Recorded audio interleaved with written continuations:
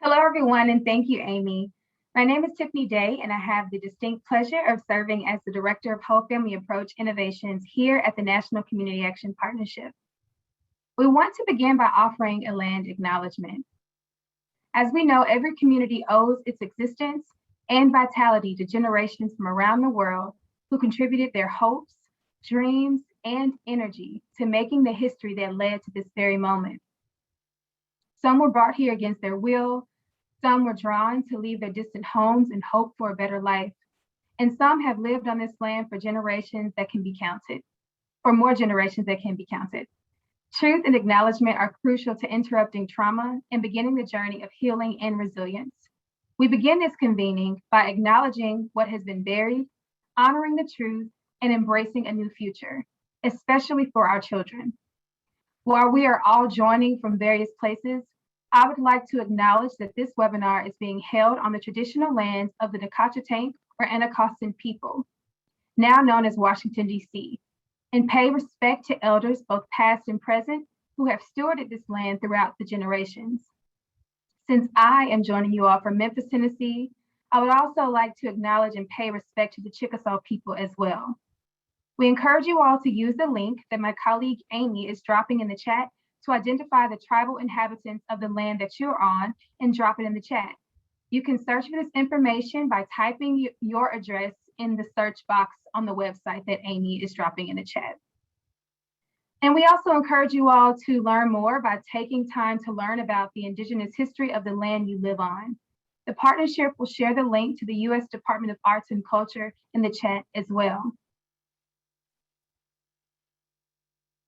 And as we always do, we want to begin by centering participants in the promise of community action and the community action vision. Our promise: community action changes people's lives, embodies the spirit of hope, improves communities, and makes America a better place to live. We care about the entire community, and we are dedicated to helping people help themselves and each other. Before handing it over to our fabulous panel, I want to thank again Amy Roberge, the panelists and moderator, for their work in pulling this webinar together, and thank all of you for joining us. We kindly ask that following this webinar, you complete the evaluation. A link will be placed in the chat for easy access, and we will remind you at the end of this webinar.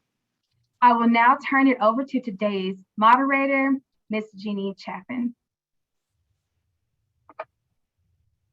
Thank you so much, Tiffany. Good to be with everybody this afternoon. I'm really excited about hearing from our three panelists today on family-centered community change.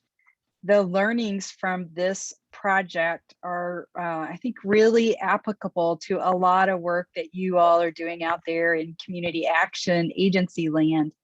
The project that we're going to talk about really sought to recognize that you don't help parents and children with one agency, that you really have to bring partners together and work in a collaborative, collective way to support parents in their education and their financial literacy and their employment goals, and also children and early education, that it really takes multiple partners working together to break this cycle of poverty for a family and help families get to economic mobility and social mobility. So I think there's going to be some great learning today, especially on how you measure that work. And it was fun to see folks' answers to performance management as a food. It's good to be a little lighthearted about this subject of performance management, because it can get pretty serious and pretty deep quickly. So it's good to start out with some humor. So I'm going to introduce our speakers today, and they're going to do some level setting straight off the bat. And then we're going to just go through some questions and really, we've said how to have a fireside chat to really try to surface some of their learnings and some of the tools and resources and sort of, things that worked and things that didn't work as they helped several different places pursue whole family approaches on a community level. So we're going to hear from Kimberly Spring, who is with the Annie E. Casey Foundation. Kimberly is the Director of Research and Evaluation at the Annie E. Casey Foundation, who was a big supporter along with the local communities of this initiative. And I think you all might find it interesting that before coming to Annie E. Casey, Kimberly was with the Corporation for National and Community Services, a group that has its roots in some of the work of the War on Poverty and community action. And she has a PhD in sociology, and she's going to kick us off here in a minute with some of the level setting. And then we're also going to hear from Anna Minsky, who's with Metis Associates. And Anna is a senior research associate at Metis and has a degree in urban planning. And she is really specialized in issues of community development. So this is really good to have somebody with Anna's background as part of the conversation. And she's helped folks in different places with lots of data engagement, data walks, and it's going to be great to hear from her today as we work through some of our questions. And then finally, we're also going to hear from Sebastian Schreiner, who I love Sebastian's title, Impact Data Officer at United Way of San Antonio in Texas. And Sebastian has served as a community organizer with Acorn, so he also has roots in some of similar work as community action. And as an impact data officer, he's really helping to lead the overall efforts of community level impact and measurement and performance measurement and driving technology and program improvement with United Way in San Antonio. And also I found it interesting in his background, some of you might appreciate this, he's got a really big results-based accountability training experience. And so we can connect to that in community action, and also a Baldrige examiner. So those of you that are familiar with community action partnerships, work in excellence, it's based on the Baldrige work. And so we share some knowledge and interest there with Sebastian. So we have an awesome roundup of presenters today to talk with you and answer questions. And we're gonna, as I said, level set a little bit on family-centered community change, and then we'll move into our questions. So Kimberly, I'm gonna hand it off to you for that initial presentation.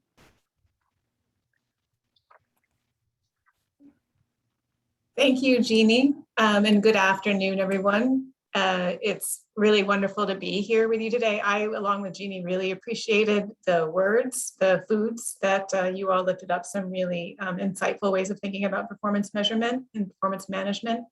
And really happy that we're going to be here today to talk with you about some of the experiences that we've had and the lessons that we've learned with the family-centered community change effort. So as Jeannie said, my name is Kimberly Spring. We can go to the next slide, Amy.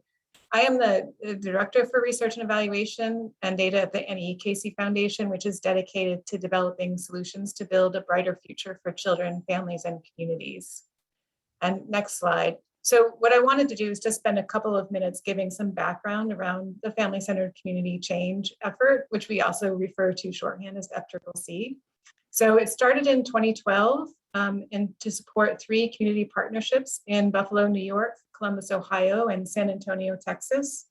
The effort, which served nearly 850 families, most of whom were families of color, provided these community partners with grants to develop and implement 2-generation strategies.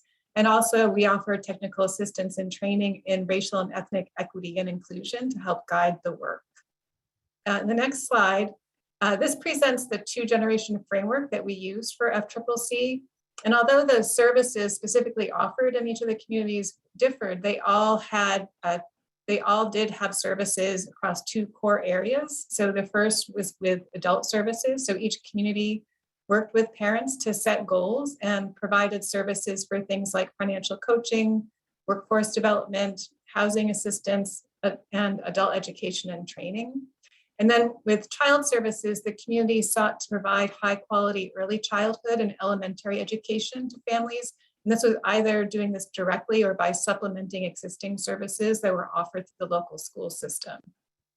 And then through FCCC, we really worked on trying to understand how we could link these two core areas of adult and child services with the central pillar that focused on the family as a whole and on building the capacity of parents and caregivers and also the agencies themselves to support parent networks, address family well-being, and strengthen the cultural competence of the staff and their ability to meaningfully engage families. And then finally, particularly because FCCC was embedded within existing community change efforts, we looked to find ways to influence policies and systems to help support, excuse me, and sustain this approach moving forward. And one of the objectives of FCCC was to be able to provide data on whether communities could improve outcomes for families by using this two-generation approach. And so to support that objective, the foundation invested in several data and evaluation efforts. And so on the next slide, you can see some of the references to the reports and webinars that we have released that's related to those evaluation and data investments. So I just wanted to also briefly note that you can access these materials through the Casey website. But today we want to focus specifically on the experiences and lessons related to performance measurement and management. One of the lessons that the foundation had learned from previous investments was the value in building local capacity to collect and use data as opposed to bringing in someone from the outside, an evaluation firm, to gather that data. And so for that reason, we established a contract with Metis Associates at the start of FCCC that to be able to provide ongoing technical assistance and support to the three communities to help strengthen local data capacity and to partner with them in collecting data, both for performance measurement and also for the evaluation work. And so for the presentation, we'd like to share with you the outcomes and the challenges of that 7-year partnership between the foundation, the three communities, our evaluation partners, and the Metis team. And more specifically, we'll look at how we identified what performances should be used, who should be involved in deciding what measures, and looking at ways to balance using performance measurement to inform practice and to track collective impact. And then also looking at how the data was analyzed and used to improve implementation. And I'm very happy to have Anna and Sebastian here today to help share about those experiences and lessons. And so now I'll turn things back over to Jeannie. Thank you so much, Kimberly. I got to look through the chat a little bit more, and so please keep the input coming through the chat. If you've got questions, put them in the chat, and we'll answer those as we move through our discussion this afternoon. I love, somebody said Sloppy Joe. I thought that was very creative. That is very good. So the first kind of area we wanted to look at and have discussion about is for our panelists to describe the main performance measures that you focused on with FCCC and how that set changed over time. And I think that that's really important to hear from you that, you know, as you learned, things changed, and as the sites evolved, the performance measures evolved. So if you guys could kind of delve into that topic first, we'll get rolling here. Yeah. Thanks, Jeannie. So we put up in the slide, and I think maybe Narajni, you can kind of cycle through them slowly because it's a few pages. The original performance measures that were developed in July of 2013, before I was involved in FCCC, I think before even the sites were selected, there was some effort made to think, well, you know, what are the measures that we want to look at and track over time as we embark on this initiative. So there were child outcomes and, you know, as Kimberly said, and parent outcomes and family outcomes. You know, so then one of the initial steps was for Metis to come in and say, well, you know, is this even doable? Is this even practicable? So some of the measures we dropped just because they didn't make sense when we looked at what sites were able to do and what was realistic. You know, I think an initial one was immunizations, and most people were immunized. It wasn't really telling us a lot of information. Sites weren't necessarily tracking it. sort of a mix across the different sites. But also values led to some of the changes in the performance measures. So I think it was around 2015, 2016 that we decided to really lift up racial equity and racial justice as a value of the initiative. And then that had implications for what we wanted to measure. So even looking at something like parent-teacher conferences as a measure of parent engagement, well, maybe that's sort of imposing a cultural assumption in saying that that's a measure of parent engagement, and how can the community be more involved in thinking about what to measure about themselves.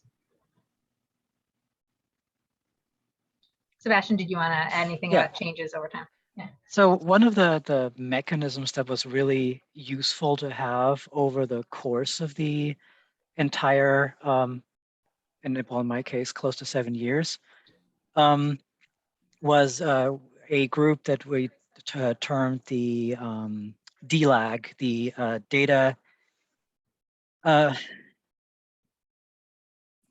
Data learning and affinity group. Data learning affinity group. And it was a very, given the cohort size of this, since we only had 3 sites, partner sites that were in this, plus the evaluators, it was a fairly close-knit and long-term group, which was really useful as part of a developmental approach as we started from a more formative to a more, and moving over time to a more summative style of evaluation and measurement and clarifying measurement, and really from the get-go being viewed as a local site within that group as a partner in development of measurement, not a recipient of measurement, not an pure executing partner agency fundee of measurement, but a co-developer, a co-conspirator, so to speak. And also providing through these long-term relationships between sites and the ability to problem solve. Like this is be going to the point of saying what's working in site A that's not working in the partner site. And also we went to the point that we had breakouts that had only an independent facilitator in them, but none of the other evaluation staff to really be able to in a completely judgment-free zone work through local issues and measurement. Like we're running into this particular challenge and be able to discuss that. And I don't know how many of you are familiar with with reflection circles as a problem-solving mechanism, but very akin to that in terms of one side presenting a problem and us in a non-judgmental space working through the individual problem and offering suggestions and support at the end. That long-term collaborative cohort was extremely useful to really enable us to have dialogue rather than discussion, where it's not about, I convince you to, this is the way to go about measurement, but really all of us being in the space of jointly figuring out what is the best way going about this, that factors in practice considerations, that factors in differences between sites, that factors in multi-partner collaboratives in some cases, and in some cases more centralistic managed single agency setups. And having that with a group that stayed very, very stable over years was extremely helpful to really build relationships, because the stronger the relationship, the more we were able to really surface items where we were potentially disagree. Because it's not easy to disagree with a funder. Sebastian, could you just quickly, who was part of that affinity group? Like, I know you had anchor groups, like you're in San Antonio and you're with United Way, and you had other partners in San Antonio, and Buffalo had an anchor, and so the affinity group, was it always anchor staff that were part of that, or was it a mixture from each of the places on who was participating? And like, what kind of role did they have in organizations, the folks who were part of the DLAG? It was mostly the dedicated staff from the site perspective who were working on data and evaluation. There was interplay through the convenings when some of the data pieces and some of the DLAG pieces made its way to a broader audience, but from a regular month-to-month interaction and coordination perspective, it was anchor staff that was dedicated to data and evaluation. Gotcha. And you met monthly? Is that what you basically? Not for all 7 years, but Okay. some of the years we met monthly. Mhm. Okay, great. So let's talk a little bit about, who decides what gets measured, how those decisions were made. And, lots of times in community action, we have a very grassroots, local driven decisions about what we're measuring. And I'd like to hear sort of how you guys worked with that.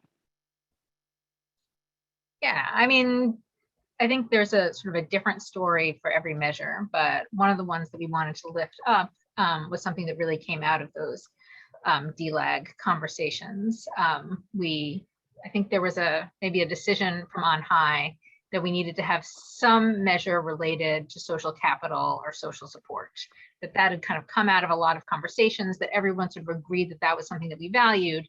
And if we valued it, then we wanted to measure it, but how are we going to measure it? And we took months and months of talking through different possibilities. So, a few members of the group did some literature review about what was possible in terms of measures that were out there. And we kind of talked sort of in a technical way about the relative merits of these approaches. But I think what was really great was that you had asked who was the membership of the DLAG group, and it was mostly leads from anchor organizations, sometimes the site coordinator and sometimes the data person, and it changed a little bit over time. But we didn't want the conversation to just end with the people who were in that group. So everybody sort of committed to going back out into their into the field in their communities and asking frontline staff to give input on this decision about what measure to use. And I think, maybe Sebastian, you can talk about what that experience was like. Yeah, in this particular example, and us ultimately settling on an instrument called the Multidimensional Scale of Perceived Social Support, or MSPSS, we, after recognizing, yes, this is an area of measurement that we want to pay attention to, we took this back. Like we were kind of the conduits between the evaluation, but then also back into local conversation. We brought this back to the practitioners and talked about, well, what is it about social support that you need to know that would be useful to you to ultimately be able to better support the families you're working with? How many questions can we ask? What way of asking the questions is actually useful versus harmful? One of the pieces, and we'll get to that ultimately, the part of the rationale why we went away from that again, but it was raised fairly early on by some, that will we be able to respond to what we are able to gain in knowledge from these instruments? If it's something we're applying to everyone, does it make sense for us to have some questions? And some of these questions could be considered, or were considered by some, invasive, because it does really get at, are you socially isolated? Like concepts like along those lines. Are you socially isolated? Do you have a support network that actually facilitates your ability to succeed in the dual gen effort overall? And for some, this went beyond a service relationship that they wanted to have with the initiative, and went into a space that they may not have been ready at that point in time when we introduced the measurement tool to actually have that conversation. So it's the one size fits all approach, I think, was somewhat ultimately an issue, rather than saying, if in cases where the relationship with a family is at the point where this measurement makes sense, then to introduce it, rather than to treat it as a standard element of measurement, is one of the things that we did not consider, I think, sufficiently upfront, and led to some pushback from partners who identified then also needs based on these questions around social isolation that they didn't always feel competent to be able to respond to with resources. So you don't have family support. So, okay, well, as a practitioner, how do I support you on that? We had some activities in the initiative that were specifically around social bonding, but we didn't have anything that was a specific service, quote unquote, to address questions of social isolation, for example. So literally thinking through that whole chain from start to finish, when you implement measurement, are you able to act on the information you're actually gaining from the measurement? And being very conscious of that upfront is one of the things that I think we, in hindsight, could have been more conscious of going in.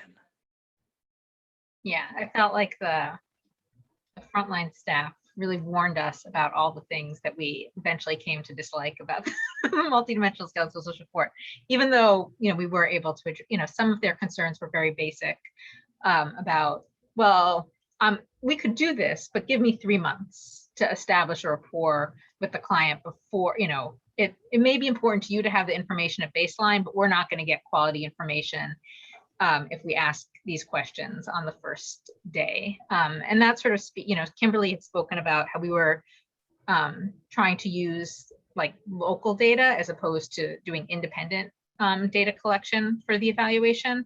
So the data that we were using was for performance measurement and was for evaluation, but it was also for the practitioners themselves. That, the data that we were collecting were based on their conversations and their work with the clients. And so it had to be useful to them as well. This is an interesting a couple different nuances that are bubbling up here that I think we hear in a lot of our whole family approach or our intensive work with families is we do a lot of goal planning.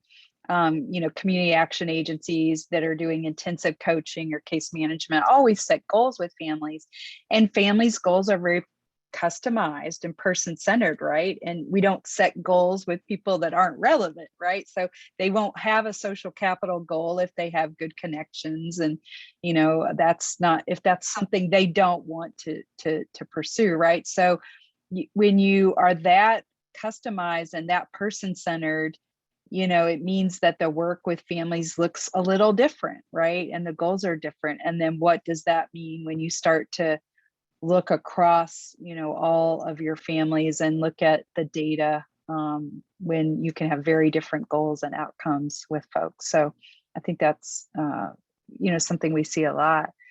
Yeah, that was something where we really tried to see if we could find a way to use that goal information that was very useful at the case management level, if we could, work that in somehow to a performance management model. So one thing that we had considered looking at was, are the goals that being set family goals? Because that gives us a sense of, are we using that whole family approach? That turned out to be difficult to to use as a site level performance measure, but it was really something that we tried out. Yeah. And then the thing we hear too, we do a lot of assessments, scaled assessments to kind of pinpoint where families are with housing and employment, and are they maybe needing to sort of stabilize in that area versus it being an area that they're more thriving in. And what we often see is that when we do those kinds of assessments, and we usually do them quarterly, the second assessment may be lower than the first. And it is because that relationship has been established and there's more comfort. And so it's a great example of, some of this performance management stuff, we need to reflect on how to do it when with our best practice. We know relationship matters, right? So you really want to have a good relationship before you delve into some of this. So this is what makes this stuff a little tricky, right? You learn some of this as you go, and you've got to think about how you design for it. Anything else you would want to say in this area about who decides what gets measured before we move to the next question? I guess I just wanted to add that, one thing that adding in the voices of the frontline practitioners helped with was that the DLAG group was not really racially representative of the population being served, and the practitioner group was more. And I would certainly encourage, if you're creating a DLAG group, to try to make it more racially representative, but understanding that we had that imbalance, this was one way that we were able, the more that we could listen to the frontline staff, I think really helped to lift up that, or even empower them to make decisions.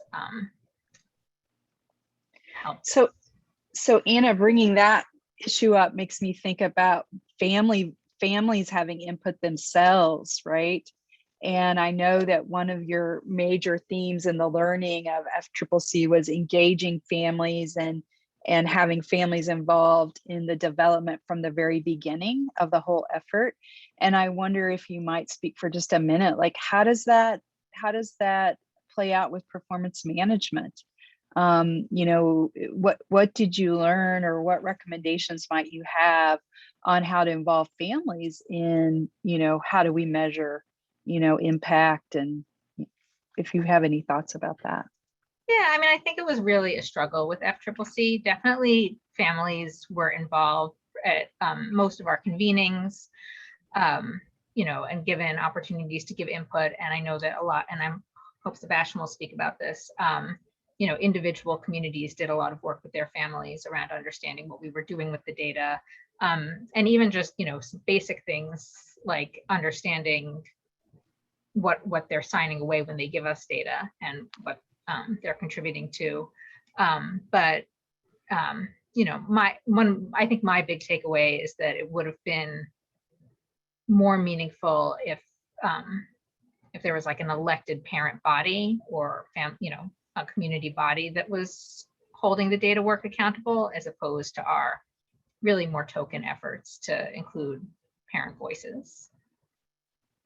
Yeah, one way locally, and it was mentioned earlier that we held data walks, and these were held locally also. So really exposing families to in a context that was suitable for them. So it wasn't just including offering childcare and doing it in the evenings, offering a meal, making it not just about the come here to do something for us, but also make it simultaneously a social activity that was appealing to them, but then exposing them to community level data that also got at some of the whys of why we're doing certain things, why we're investing in certain pieces of this work.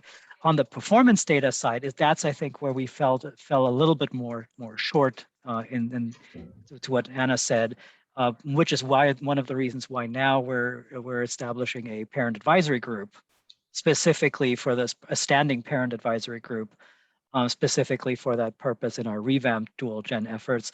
But that's definitely an area where I think we didn't get as deep as we wanted to. But in some cases, when we asked, we also got feedback from some parents that they didn't think that was their job. So now you're making me do your job, as well as me participating on behalf of my family's success. So we got a good amount of that type of feedback, that they didn't feel that was their role in this, and that is something that they every now and then were willing to provide input on, but what wasn't something that they saw themselves being in a standing group necessarily for. So it then comes down to finding that intersection between a group of representative parents who are interested in that without getting to the point of, and we've seen this over and over again, without getting a token parent group together that then is asked to speak on behalf of all parents and programs, which understandably parents are very hesitant and very uncomfortable to do. And we heard this a lot of times. I'm speaking just for myself when I say this, because we had a tendency at times to generalize from the statements of one or two parents. And it's hard to break away from that and saying like, no, I'm an individual voice and I'm speaking for my individual experience when it comes to measurement and how you're collecting data on me. I can't speak for anyone else. But I should also add that some of the parent voices that we did hear from when they came to convenings and helped in the interpretation of data were just absolutely invaluable, and definitely helped to keep us on track from making wrong conclusions from the data. I can think of one example of looking at a data poster and a data walk with someone who was providing employment services, and one issue that came up was the racism that participants were experiencing when they were placed in jobs and how that made it hard for them to stay in those roles. And she said, oh, that is definitely not happening. And a parent was there to say, oh no, that definitely is happening. And that's the kind of, no amount of numbers that you can put on a poster can replace that kind of level of lived experience brought to the conversation. Yeah, good. Thank you so much. Let's move forward, because I know you have some examples and some posters that we might want to highlight as we're moving through the last few questions. So talk a little bit with us about how you balance measurement for practice versus measurement for collective impact, and sort of that dance. Yeah, I think we spoke about this a little bit as we were talking about trying to make sure that we were, as much as possible, using the same data for case management as we were for performance measurement, so that it didn't become a lot of extra data activities. Yeah, I think maybe this slide sort of gets at it. There was definitely an interest from an evaluation perspective in being able to look at parent income and measure it in a really kind of rigorous way. But I think we sort of found over time that the tools that case managers were using with their clients, like the matrix scales that you talked about, say, for example, for housing, where in that case, there was a really strong overlap between using something like that, both for performance measurement and for case management. And, it was definitely something that we had talked about at the beginning of FCCC, and one of the sites committed to that approach early on. But I think at San Antonio, it took, they eventually did arrive at that approach. So Sebastian, I don't know if you wanted to say more about that. Yeah, it definitely at the end, but the best measures are the ones that everyone can agree on are important and are useful, not only at the tail end when we're talking about how are we doing overall, but immediately when we're talking about goal setting conversations, when we're looking at exploration of where is a family at entering the initiative and progressing over time. And you mentioned this earlier about these kind of self-sufficiency, the term self-sufficiency matrices itself is becoming a little bit problematic over time. But the concept of taking a 360 view of a family and looking at it from a perceived well-being perspective, rather than here's a hard standard of we're applying a certain income threshold, and if you're above that income threshold, you're okay. If you're below that income threshold, you're not okay. Well, depending on how an individual family is managing finances, the family with the lower income threshold may be in a better position ultimately than the family with the higher income threshold. So really getting to the point of what's perceived reality look like and how does that translate into measurement. And that's where these scales made a lot more sense in looking at relative growth and the relative current reality of a family. And that's why we very, very broadly moved in that direction, because it doesn't only get its summative measurement, because most of the growth is incremental, and we see setbacks. We see like it's not a linear, and they are much better at capturing that relative growth and broad-based growth and linking it to goals. Like not just because you have growth on the income scale, it may have been completely unrelated to work we did with you. It may have not even been a goal, and it happened anyway due to something else that influenced it. So really being more explicit about saying which of these dimensions are even pursued by a family, which of these are actually areas that are currently of interest in active coach family and coach client work, to really see those patterns over time change, where from basic needs related measurements early on in goals, and then moving further up the hierarchies in terms of, like, if we go with Maslow, in terms of needs and moving into different areas after initial stabilization and basic needs areas have been achieved. So the goal areas also don't stay stable. And for those purposes, looking at tools that are meaningful in the coach family relationship wherever possible, really surfaced as an ultimately very useful learning. What's the trade-off between precision and utility? Like that's where's the happy medium where because a tool that staff or coaches and families see utility in is ultimately the one they're going to use with fidelity. Yeah. And I that think, at the end of the day may be worth more than a measure that would have been more precise, but harder to obtain. yeah, and I think this slide really illustrates that point well. In Columbus, they used a self-sufficiency scale to look at parent income.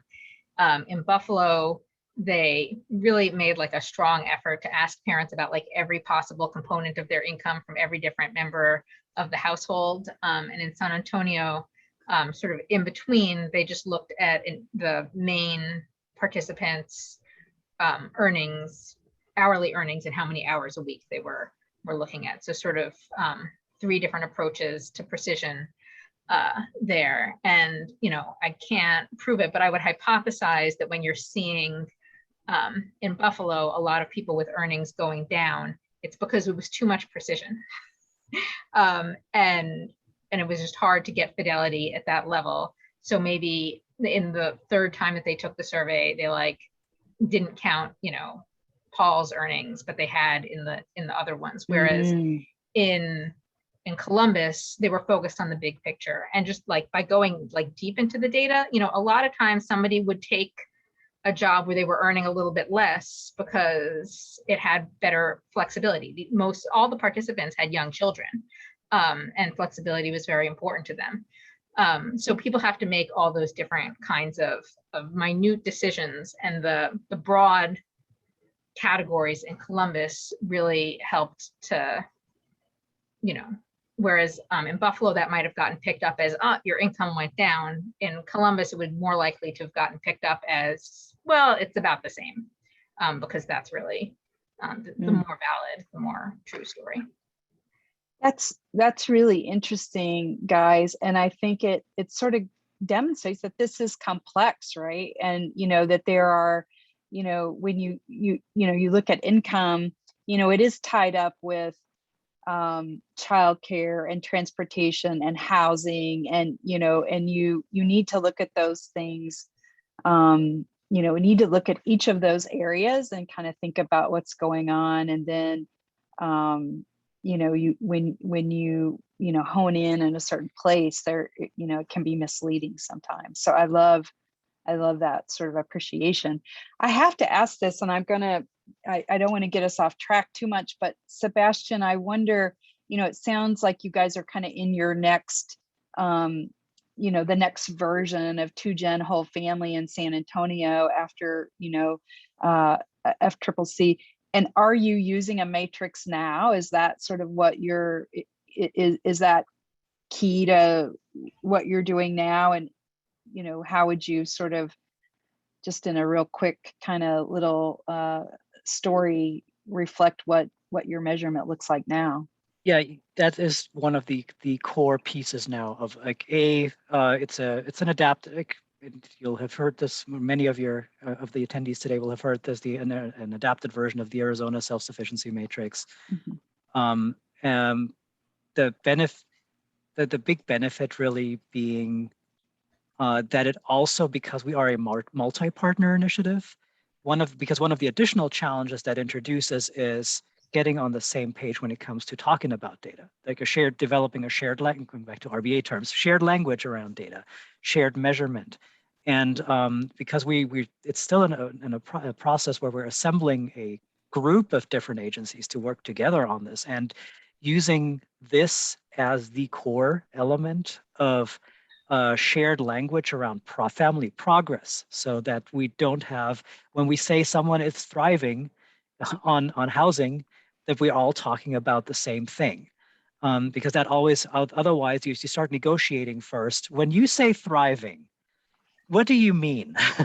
When we say thriving, we mean this. No, and that's why we figured it at its core, we need something that's practice useful, but at the same time creates a shared reality of expressing family well-being in a broad base. And that's where the matrices really are useful to creating that without introducing a whole lot of overhead that is not useful to the relationship between a coach and the family they're working with.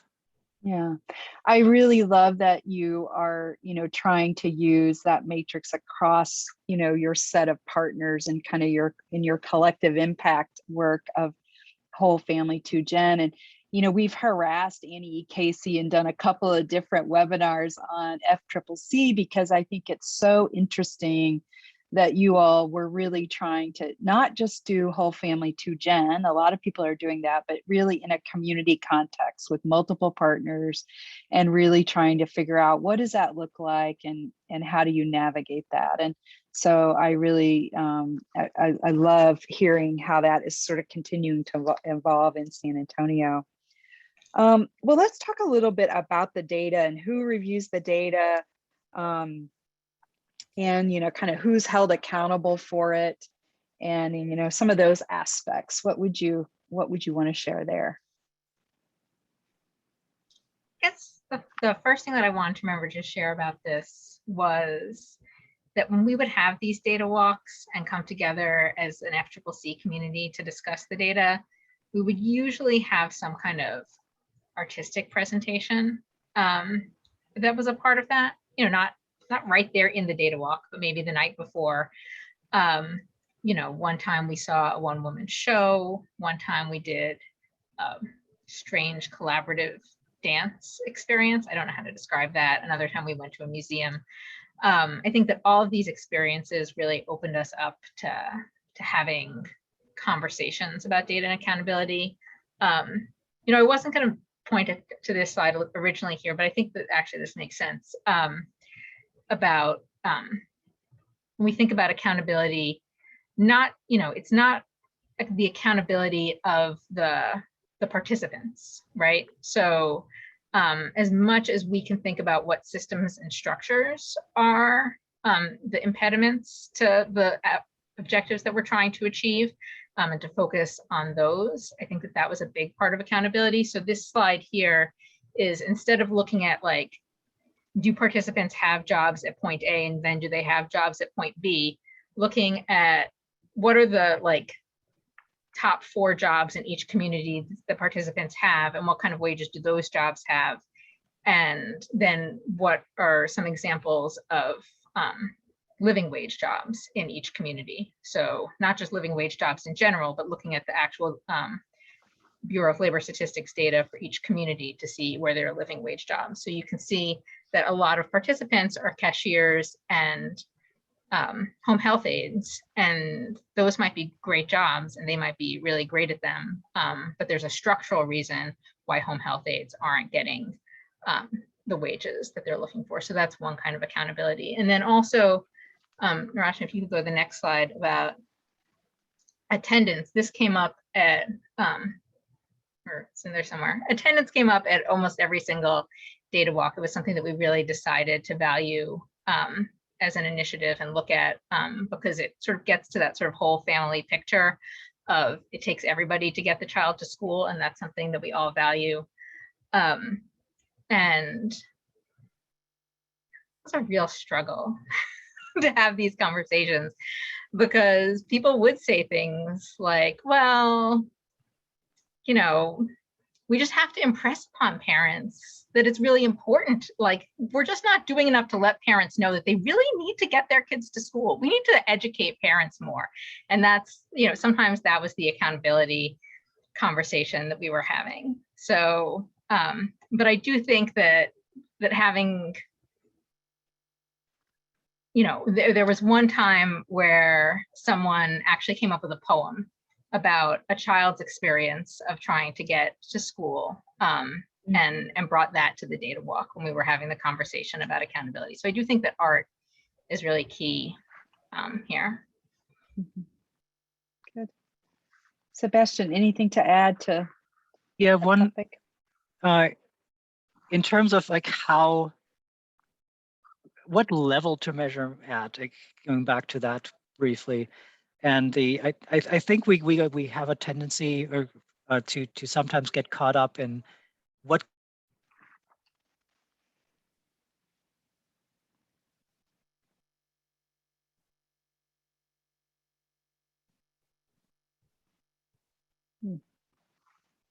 Anna, can you hear Sebastian? No, I was also wondering if it was me. Yeah, I think you might be freezing. He's frozen. So, okay, hopefully he'll get unfrozen here in a moment. But you know, maybe in the interest of time, I will kind of transition. I know we did get one question came in, and we can start taking questions now. So please do add your questions into the chat if you can. Just put your question in there. Are there any other studies associated with the work being done here? And I think they might mean that there was something here about social isolation or developmental assets. So I'm not sure exactly what kind of studies or research folks are looking for there, but maybe around social isolation. I don't know if you guys looked at any other ways to measure social capital other than the one you mentioned, but.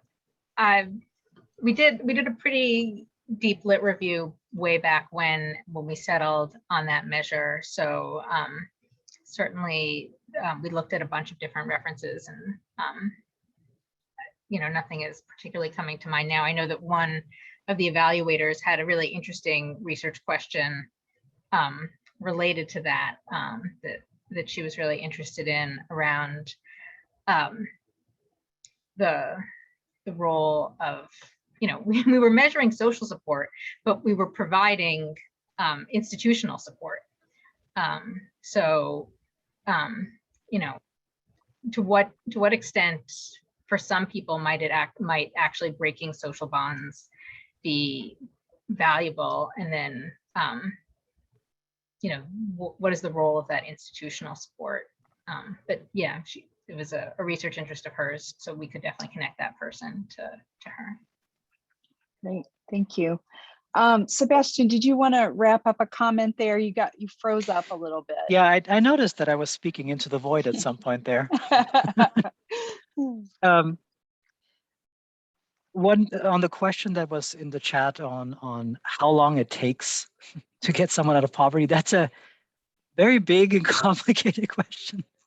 But yes. In terms of what kind of timelines did we typically associate with our dual gen efforts, and what we most of the time for the parents that were most successful, we looked at likely at least a 2-year horizon from engagement start and beyond, and that may just be the end of a first engagement phase.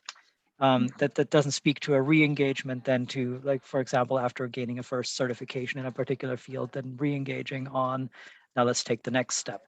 But typically, like 2-year was a timeline that we used and still use very commonly as, like, how quickly do you expect results? And there is no one size fits all answer, but when pressed, which we are at times, to give these answers, then and the 2-year plus time frame is usually the one we run with. Yeah. But I would say that in FCCC, San Antonio definitely had a tighter time frame than the other communities did, and it prevented an interesting measurement challenge because the children would often age out of the child component. Yeah, I think for me, this question brings up the issue of it takes the amount of time it takes. So what that means with program design is if you are like building on, let's say, a Head Start platform, and you know that the kids are going to age out when they get to 5, and if the family's not ready, then how do we pick up the work with the family through other needs, you know, when they're sort of, so I think we've always talked about in our technical assistance at the partnership, you've got to think about how you put things together so that you can serve families the amount of time they need, whatever that is. And that's why your model of really kind of a community coalition of folks, you know, you can, when they hit the Head Start limit, you know, then maybe workforce or somebody else can pick up and provide the supports and the engagement that they need along with the school or whoever. So I think that's the beauty of sort of thinking about it with multiple partners. In our current design and redesign, the way we're going about it is actually to have one stable agency and one stable person assigned as the long-term coach. Really look at it as a life coach, essentially, Yeah. a life coach and navigator that holds all the strings together and is the one who is the stable go-to for that family, and is the advocate for that family if need be with other partners. And then all the other partners arrange around that however and whenever needed, because the constellations are different depending on the family. Perfect. Nice. We have some agencies using that coaching model too, which I think is really good. Okay, Amy, let's see, did we get any other questions?